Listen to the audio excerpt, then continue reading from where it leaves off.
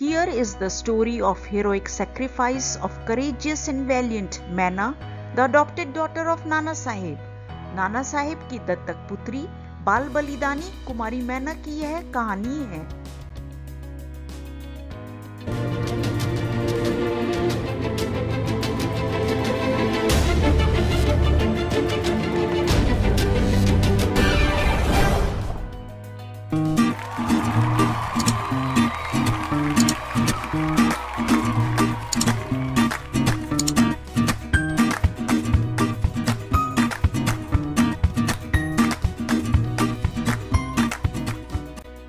In the freedom struggle of 1857, when the Indian fighters were led by Nana Sahib Peshwa, initially the Indian side won. 1857 के स्वाधीनता संग्राम में भारतीय सेनानियों का नेतृत्व नाना साहेब पेशवा कर रहे थे। प्रारंभ में तो भारतीय पक्ष की जीत हुई, but later the British started gaining control of India. पर फिर अंग्रेजों का पलड़ा भारी होने लगा। Then Dhundhupant Nana Sahib, the rebel leader of 1857 who failed in the revolution, decided to leave the Bithur palace on the insistence of his colleagues. सन 1857 के विद्रोही नेता धुंधुपंत नाना साहेब जब क्रांति में असफल हुए तो उन्होंने अपने सहयोगियों के आग्रह पर बिठूर का महल छोड़ने का निर्णय कर लिया।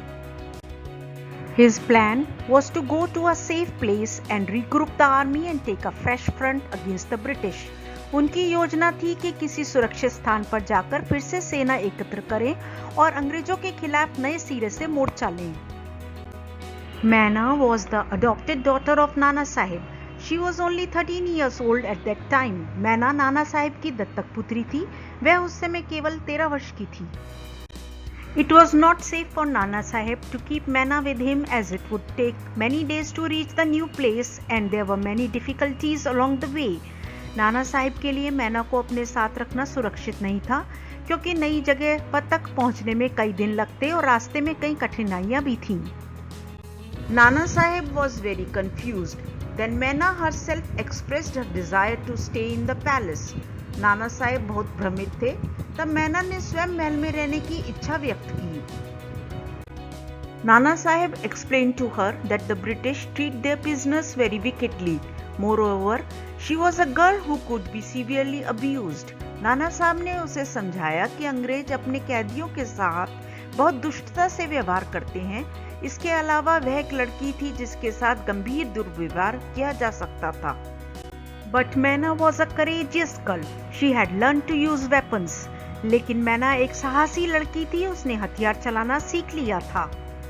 She said, I am the daughter of a revolutionary. I know how to protect my body and the dignity of a woman. उसने कहा, मैं एक क्रांतिकारी की बेटी हूँ, मैं अपने शरीर और महिलाओं के धर्म की रक्षा करना जानती हूँ। तो Nana Saheb was forced to leave her there with some trusted soldiers. इसलिए नाना साहेब को कुछ भरोसेमंद सैनिकों के साथ उसे वहीं छोड़ने के लिए मजबूर होना पड़ा। A few days later, on getting information about the palace from spies, the British general surrounded it and made preparations to fire the cannons. लेकिन कुछ दिनों बाद जासूसों से महल के बारे में सूचना मिलने पर ब्रिटिश जनरल ने उसे घेर लिया और तोपों से फायर करने की तैयारी कर ली। Then Maina came out of the palace and requested the British general not to break it. तब मैना महल से बाहर निकली और ब्रिटिश सेनापति से इसे न तोड़ने का अनुरोध करने लगी। Seeing the sad face of that girl, the commander felt pity on her. He asked the girl why she wanted to save the palace. So Maina asked him back that why the commander wanted to destroy the palace.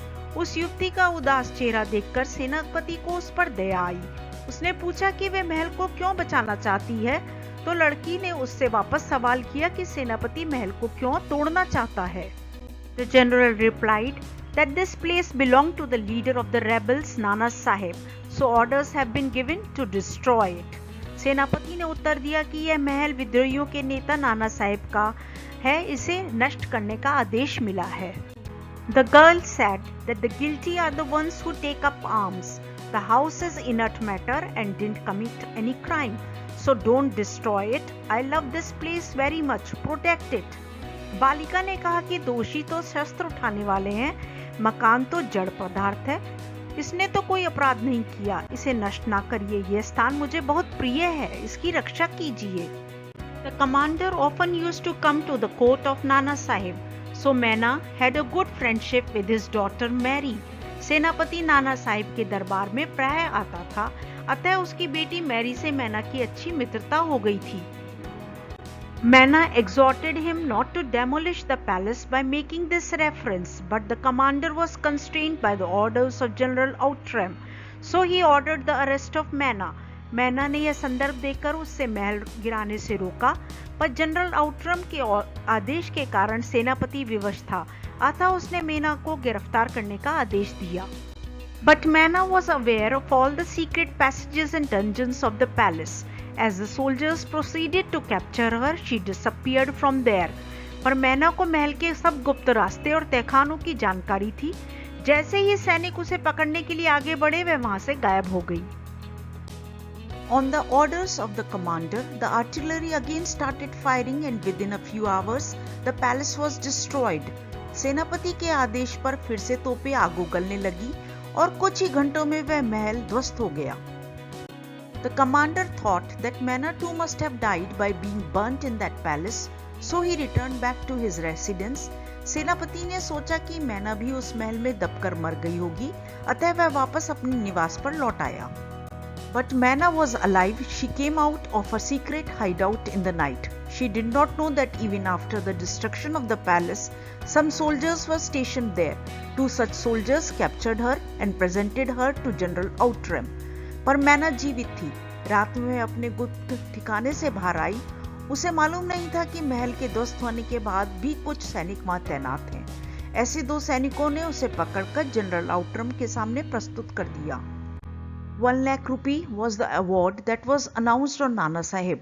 General Outram wanted to capture Nana Sahib and crush the movement completely and get a bigger reward from the rulers sitting in Britain. नाना साहब पर 1 लाख रुपए का पुरस्कार घोषित था। General Outram उन्हें पकड़कर आंदोलन को पूरी तरह कुचलना चाहता था तथा ब्रिटेन में बैठे शासकों से बड़ा पुरस्कार पाना चाहता था।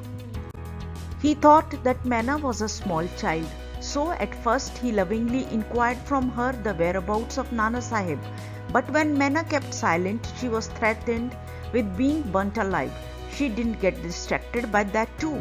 उसने सोचा कि मैना छोटी सी बच्ची है, अतः पहले उसे प्यार से समझाया गया, पर मैना चुप रही। यह देखकर उसे जिंदा जला देने की धमकी दी गई, पर मैना इससे भी विचलित नहीं हुई। Eventually, Outram ordered her to be burnt by tying her to a tree. The merciless soldiers did the same. अंततः आउटरम ने उसे पेड़ से बांधकर जलाने का आदेश दे दिया।